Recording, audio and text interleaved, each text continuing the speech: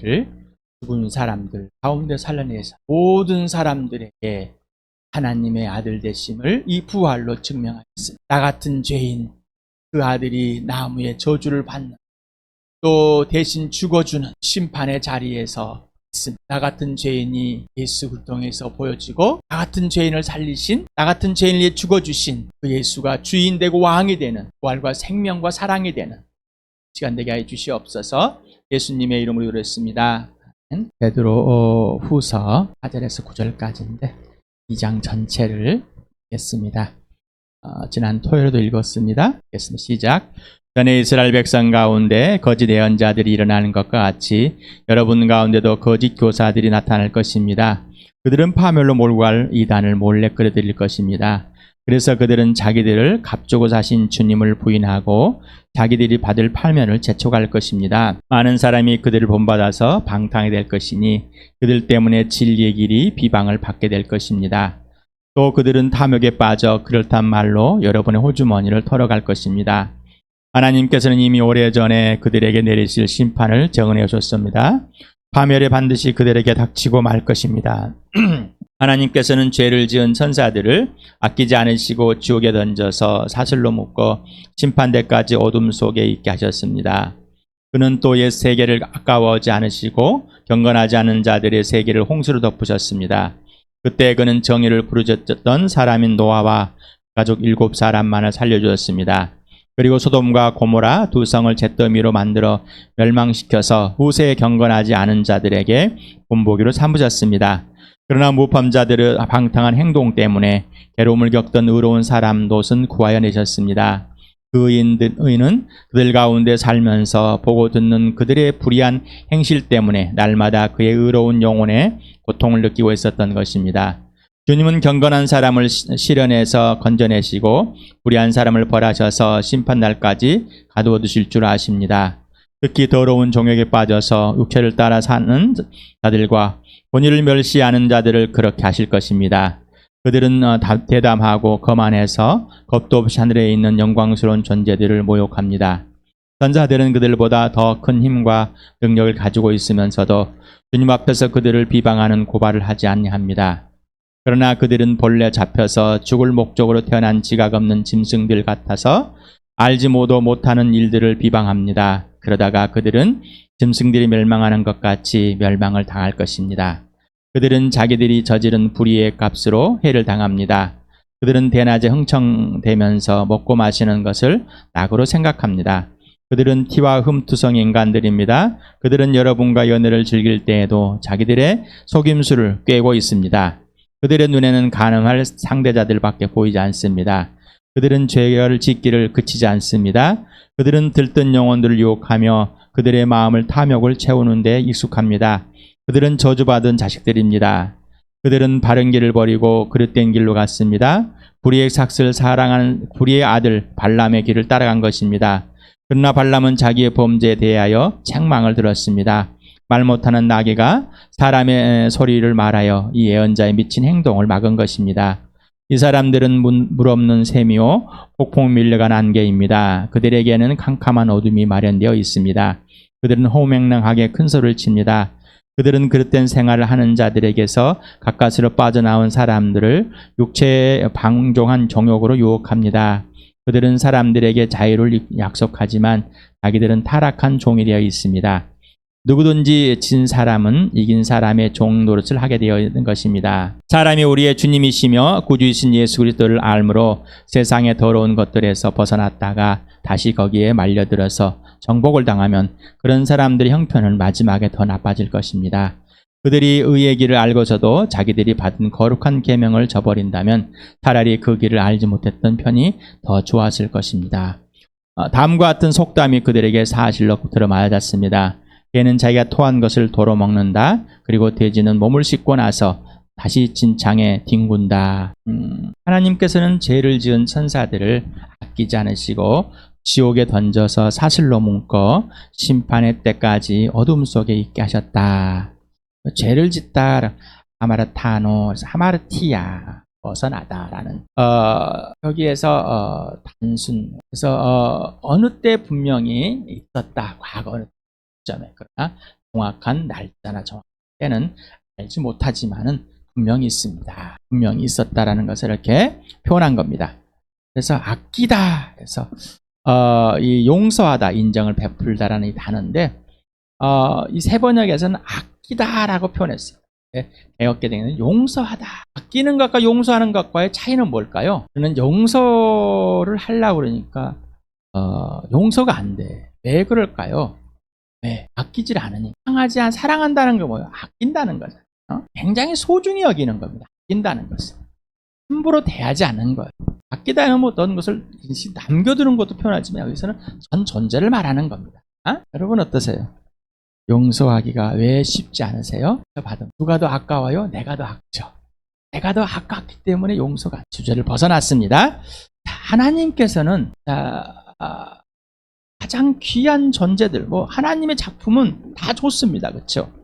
너무나 좋습니다. 우리는 내가 만든 비행기도 종이 비행기도 여러분 만들었다가 막 한 번에 꾸기고 싶습니까? 아니요. 몇 번을 날려봅니다. 왜요? 내가 만든 작품이기 때문에. 그런데 하나님께서 하나님의 영으로 하나님의 영같이 만들어진 이 천사들을 범죄함으로써 아끼지 않아, 용서하지 않아 버렸어요. 그럴 수 있을까요? 네, 하나님. 근데 왜 사람은 용서했어요? 왜 하나님은 사람 용서하실까요? 근데 천사들이 여러분 또 생각하기에 나보다 낫다고 생각하죠. 우리는 아이들이 조금만 잘하면은 아이고 예쁘면 천사 같아.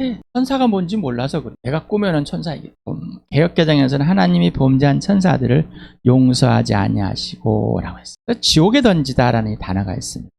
다로란 깊은 구덩이에 던지다. 땅에 오게 갇히다. 딱 여기 한 번만 사용되었답니다. 그래서 여기도 위하고 똑같은 상태로 사용됐는데 어떤 과거에 이미 그렇게 이루어졌다라고 이렇게 말하고 있습니다. 여기는 이제 이 사슬이라는 어두움인데 개역개정에서는 이거를 구덩이로 표현했습니다. 근데 여기에 보면 세이라는 것은 사슬이고 묶는 줄이고 끈이라고 이렇게 되도록만 한번 사용한 이 단어랍니다. 어둠이라는 이 암흑, 흑암이라는 이 단어, 조포스라는 사에 사용되어 있습니다. 자, 그런데 이걸 어떻게 해석할 것인가? 해번역에서는 이미 이 앞에 나오는 이 단어, 지옥에 던지다라는 이 단어가 있기 때문에 해번역에서는 이 사슬에 묶인, 사슬로 묶어놓은 그대로 표현했습니다. 근데 개역개정에서는 이 지옥에 던지다라는 이 단어를 그냥 던져버렸다라고 해서 이 구덩이, 어두움의 구덩이라는 것을 이거를 사슬을 구덩이로 표현했습니다. 어떤 해석이 맞을까로 해석할 수 있습니다. 그런데 유다서에서 보면은 여기는 사슬은 또 다른 표현입니다만은 다른 단어를 사용했습니다. 그런데 유다서에는 이렇게 표현했습니다. 사슬로 매어서. 그래서 새번역을 번역하시는 분들이 1장 4절을 이렇게 여러분들 왜 이렇게 해석을 했을까? 이런 차이가 있구나. 여러분에게 번역서들을 좀 여러 개를 읽어보라고 그래서 러프를 깔게 해서 여러분에게 4가지 정도 비교를 해서 읽어보라고 그랬습니다. 꼭 그렇게까지 해야 될까요? 우리도 이해하고 또 다른 사람도 가르쳐줘야 하기 때문에 뭐라고요? 나도 이해하고 또 가르쳐줘. 계시록의 12장을 같이 한번 읽어볼까요? 시작. 그때 하늘에서 전쟁이 일어났습니다. 미가엘과 미가엘의 천사들은 용과 맞서 싸웠습니다. 용과 용의 부호들이 이에 맞서 싸웠지만 당해내지 못하였으면 하늘에서는 더 이상 그들이 발붙일 자리가 없었습니다. 그래서 그 큰 용, 곧 옛뱀은 땅으로 내쫓겼습니다. 그 용은 악마라고도 하고 사단이라고도 하는데 온 세계를 미혹하던 자입니다. 그 용의 부하들도 그와 함께 땅으로 내쫓겼습니다. 또 이사야서를 같이 한번 읽어볼까? 시작. 웬일이냐 너희 아침의 아들 새벽별아 내가 하늘에서 떨어지다니 민족들을 짓밟아 맥도 못 추게 하던 내가 콩나물처럼 찍혀서 땅바닥에 나둥길다니 내가 평소에 늘 장담하더니 내가 가장 높은 하늘로 올라가겠다. 하나님의 별들보다 더 높은 곳에 나의 보좌를 두고 저 멀리 북쪽 끝에 있는 산 위에 신들이 모여있는 그 산 위에 자리 잡고 앉겠다. 내가 저 구름 위에 올라가서 가장 높으신 분과 같아지겠다 하더니 그렇게 말하던 내가 소홀로 땅 밑 구덩이에도 맨 밑바닥으로 떨어졌구나. 자, 이사야서 14장에서는 이게 바로 사단이다라고 이렇게 표현하고 있습니다. 다 해석을 하고 있고요. 그리고 자, 왜 이 땅으로 쫓겨났을까? 이미 하늘에서 전쟁이 있어서 미가엘과 붙어가지고 쫓겨났다. 자, 그래도 질문합니다. 왜 하필 이 땅으로 쫓겨나가지고 우리를 괴롭히냐 이 말이죠. 또 유추할 수 있어요. 이렇게 질문할 수 있습니다. 성경은 사단이 언제 범죄했는지 정확히 알려주지 않고 있습니다. 이것은 예수 그리스도 다시 오실 때 분명하게 단련하지 않을까? 제 생각 안 해줘도 상관없습니다. 우리는 여러분은 부모를 의심을 많이 합니다. 우리 정말 엄마 맞은가? 대부분의 사람. 그러면은 부모가 아니란 걸 찾고 다니십니까? 부모이라는 것을 계속 찾고 있습니까? 우리 부모가 아니라는 증거를 막 찾으러 다니십니까? 성경이 말하면 말하고 멈출 줄 알아야 되는데 내가 원하는 답을 주지 않았기 때문에 아니다라고 거절. 반항하게 기르는 우리 부모가 나에게는 왜 하지 못하게 할까라고. 그게 반항하는. 내가 하고 싶은 것을. 남들도 하는데 나는 못할까 반항합니다. 그래서 어떻게 해요? 그냥 벗어나길 좋아합니다. 똑같은 거예요. 내게 원하는 답을 주지 않았기 때문에 성경은 틀렸다라고. 성경은 과학도 아닙니다. 철학도 아닙니다. 사회학도 아닙니다. 문학도 아닙니다. 성경은 살아계신 하나님을 소개하는 거예요. 살아계신 하나님 아버지와 아들과 성령을 소개한 책이고, 그리고 사람을 소개했습니다. 그리고 하나님과 나와는 우리는 어떤 관계인지, 질서인지, 내가 누구인지를, 하나님 누구신지를 보여준 것이 성경이지, 내가 원하는 답을 내는 것. 성경은 과학책이 아니라고 그랬으면 철학책도 아닙니다. 성경은 문학책도 아닙니다. 성경은 사회학도 아닙니다. 윤리학도 아닙니다. 도덕책도 아닙니다. 내가 원하는 답을 주는 성경이 아니라 하나님이 원하는 답을 주는 책입니다. 착각하지 마시기 바랍니다. 꼭 알 것은 오직 예수뿐입니다. 위조지폐를 알고 싶습니까? 진짜를 알고 싶으십니까? 위조를 알고 싶으니까 원조를 알고 싶으십니까? 원조를 알아야지 위조가 뭔지를 알죠. 근데 원조도 모르는데 위조만 찾으러 다닙니다. 제가 여러분에게 계속해서 여러분이 예수 믿기 전에, 예수 믿은 후에, 이건 기준은 예수로만 해야 되는데 예수가 아니에요. 자기가 원하는 것에 자꾸 살고 싶습니다. 그러니까 뭐가 틀렸는지 옳은지도 구분을 못하고 부연 세상에 있습니다. 또 여기도 아까워잖아요. 또 이 단어를 사용했습니다. 홍수로 덮은 것은 노아 홍수 바로 알겠시겠죠. 맞습니다. 여기서 부르짖었다, 선포했다. 노아가 정의를 선포했다. 노아가 복음을 전했다. 성경에는 복음을 전했다, 하나님의 의를 선포했단 말이 없는데, 제가 창세기 6장을 꼭 읽어보시기 바랍니다. 그만 제가 읽어드리겠습니다. 여러분 다 찾아서 꼭 읽어보셔야 됩니다. 6장 11절부터 제가 읽어드리겠습니다. 하나님이 보시니 세상이 썩었고 무업천지가 되어 있었다. 하나님이 땅을 보시니 썩어 있었다. 살과 피를 지니고 땅 위에 사는 모든 사람들의 삶이 속속히 썩어 있었다. 하나님이 노아에게 말씀하셨다. 땅은 사람들 때문에 무업천지가 되었고 그 끝날이 이르렀으니 내가 반드시 사람과 땅을 함께 멸하겠다. 너는 잣나무로 방주 한 척을 만들어라. 방주 안에 방을 여러 칸 만들고 역청을 안팎에 칠하여라. 그 방주는 이렇게 만들어라. 길이는 300자, 너비는 50자, 높이는 30자로 하고 그 방주에 지붕을 만들되 한 자 지켜 올려 덮고 방주 옆쪽에 출입문을 내고 위층과 가운데층과 아래층으로 나누어서 세 층으로 만들어라. 내가 이제 땅 위에 홍수를 일으켜서 하늘 아래서 살아 숨쉬는 살과 피를 지닌 모든 것을 쓸었을 테이니 땅에 있는 것들은 모두 죽을 것이다. 그러나 너하고는 내가 직접 언약을 세우겠다. 너는 아들들과 아내와 며느리들을 모두 데리고 방주로 들어가거라. 살과 피를 지닌 모든 짐승도 수컷과 암컷으로 한 싹씩 방주로 데리고 들어가서 너와 함께 살아남게 하여라. 새도 그 종류대로, 집짐승도 그 종대로, 땅에 기어다니는 온갖 짐승들도 또 그 종대로 모두 2마리씩 너에게로 올 터이니 살아남게 하여라. 그리고 너는 먹을 수 있는 모든 먹거리를 가져다 쌓아두어라. 이것은 너와 함께 있는 사람들과 짐승들의 먹거리가 될 것이다. 노아는 하나님이 명하신 대로 하였다. 꼭 그대로 하였다. 보면은 전했다는 말은 없습니다. 근데 왜 전했다고 그랬을까? 성경의 예언은 사사로이 해석하면 안 됩니다. 개인의 가관.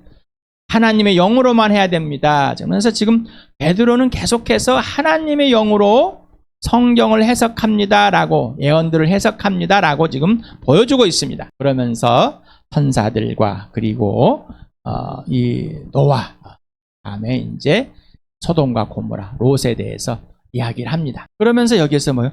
하나님의 심판을 말합니다. 그리고 하나님의 구원을 말합니다. 자, 노아는 이 부르짖었을까요? 사람들 앞에서 하나님의 의를, 예, 자, 배가 있을지어다 해가지고 배가 만들어졌습니까?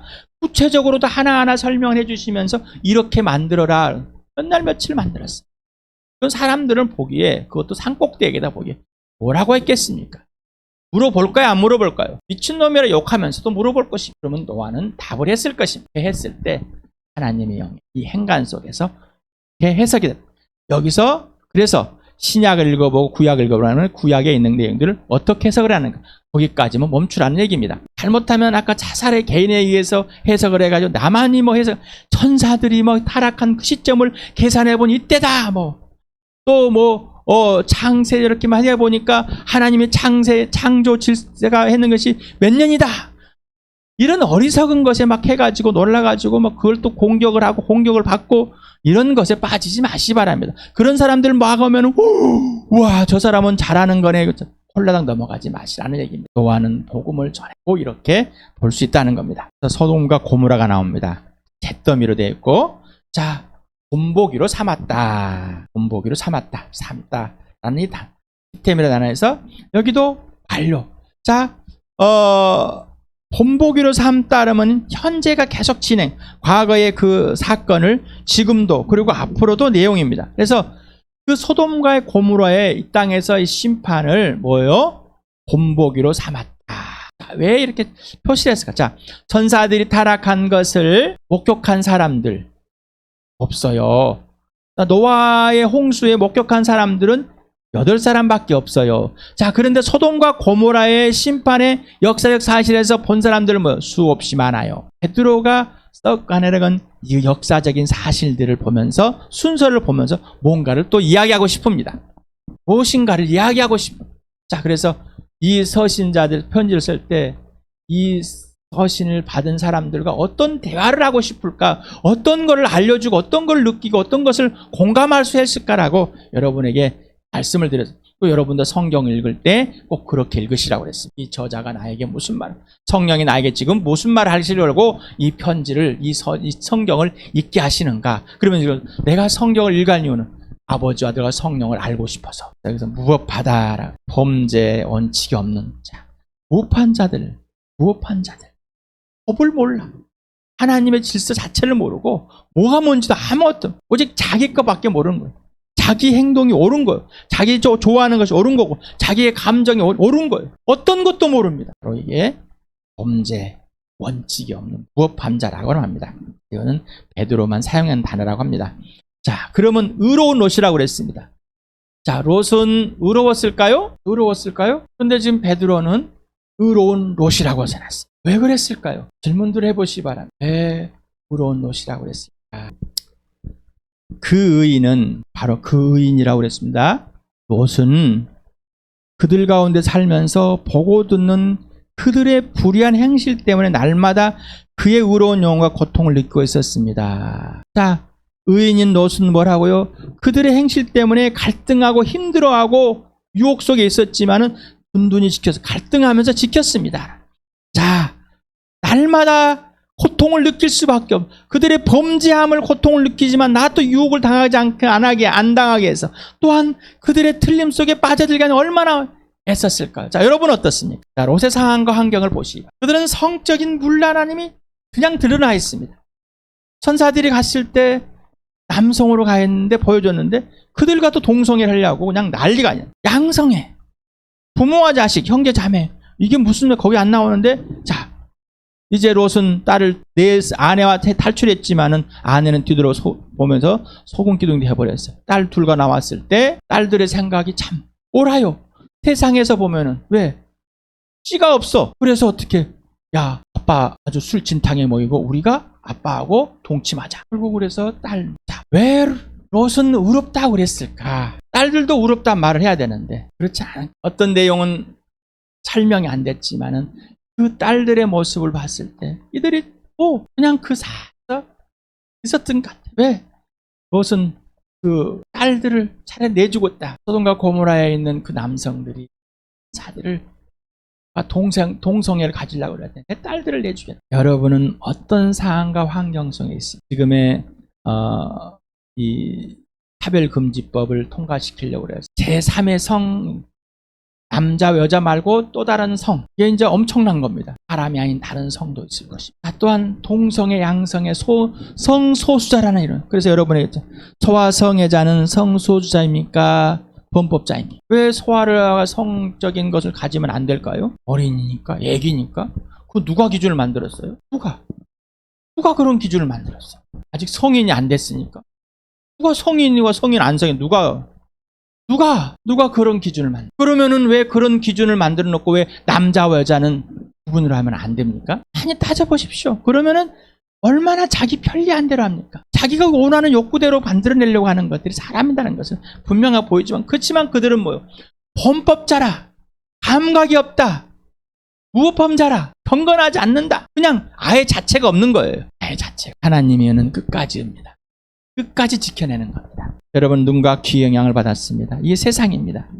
세상은 세상의 통치한도로 마귀였어. 근데 왜 아까 지옥에 던져져 가지고 지금 묶여있다. 예, 사단의 활동은 정말 미약하게 활동합니다. 우리를 어떻게 하지 못합니다. 예수님이 다시 오시면 끝납니다. 이런 것을 분명하게 말하지 않았습니다. 분명하게, 아주 정확하게. 그렇죠, 뭐요? 마귀를 대적하라겠어요. 그렇게 해야 되겠죠. 나는 이 사실을, 이 관계를 다 모르면은 나는 마귀를 대적하지 않겠다. 또 그 마귀를 알라고 막 계속 잡하면 아무리 성경을 파도 안 나와요. 성경을 파도 안 나오는 것 같아요. 귀신론을 조상귀신 만들어내는 거예요. 파도 안 나오니까 뭐 다른 걸 끄집어들으려고. 우리가 할 것은 오직 예수밖에 없습니다. 오직 예수. 우리의 눈과 귀는 이미 세상에 멈들어져 있는데 여기에서 뭐예요? 그 소돔과 고모라에 머물러져 있는 그 모든 것을 갇혀 갈등하고 있는 그 의인을 끄집어냈습니다. 우리는 이 세상에서 하나님께서 끄집어내서 의인이라고 했어요. 자, 그러면 또 이 세상에서 삽니다. 롯과 같이 사는 것 동일합니다. 그러나 롯은 뭐예요? 영원히 갈등하고 힘들고 고통 가운데 있지만은 지켜냈다는 것입니다. 우리도 마찬가지라는 겁니다. 그러나 하나님께서는 의인과 절대로 함께 죽이지 않는다. 의인을 다로 빼낸다. 창세기를 같이 읽어보겠습니다. 창세기 18장 19절에서부터 33절까지 같이 시작. 내가 아브라함을 선택한 것은 그가 자식들과 자손을 잘 가르쳐서 나에게 순종하게 하고 옳고 바른 일을 하도록 가르치라는 뜻에서 한 것이다. 그의 자손이 아브라함에게 배운 대로 하면 나는 아브라함에게 약속한 대로 다 이루어 주겠다. 주님께서 또 말씀하셨다. 소돔과 고모라에 들려오는 저 울부짖는 소리가 너무 크다. 그 안에서 사람이 엄청난 죄를 저지르고 있다. 이제 내가 내려가서 거기에서 벌어지는 모든 악한 일이 정말 나에게까지 들려온 울부짖음과 같은 것인지 알아보겠다. 그 사람들은 거기에 떠나서 소돔으로 갔으나 아브라함은 주님 앞에 그대로 서 있었다. 아브라함이 주님 가까이 가서 아뢰었다. 주님께서 의인을 기어이 악인과 함께 쓸어버리시렵니까? 그 성 안에 의인이 10명이 있으면 어떻게 하시겠습니까? 그래도 주님께서는 그 성을 기어이 쓸어버리시렵니까? 의인 10명을 보시고서도 그 성을 용서하지 않으시렵니까? 그처럼 의인을 악인과 함께 죽게 하시는 것은 주님께서 하실 일이 아닙니다. 의인을 악인과 똑같이 보시는 것도 주님께서 하실 일이 아닌 줄 압니다. 세상을 심판하시는 분께서 공정하게 판단하셔야 하지 않겠습니까? 주님께 대답하셨다. 소돔성에 내가 의인 10명만을 찾을 수 있으면 그들을 보아서라도 그 성체를 용서하겠다. 아브라함 다시 아뢰었다. 뒷글이나 죄밖에 안 되는 주제에 제가 주님께 감히 아뢰입니다. 의인이 10명에서 5명이 모자란다고 하면 어떻게 하시겠습니까? 5이 모자란다고 성 전체를 다 멸하시겠습니까? 주님께 대답하셨다. 내가 거기에서 45명만 찾아도 그 성을 멸하지 않겠다. 아브라함 다시 한번 주님께 아뢰었다. 거기에서 40명만 찾으시면 어떻게 하시겠습니까?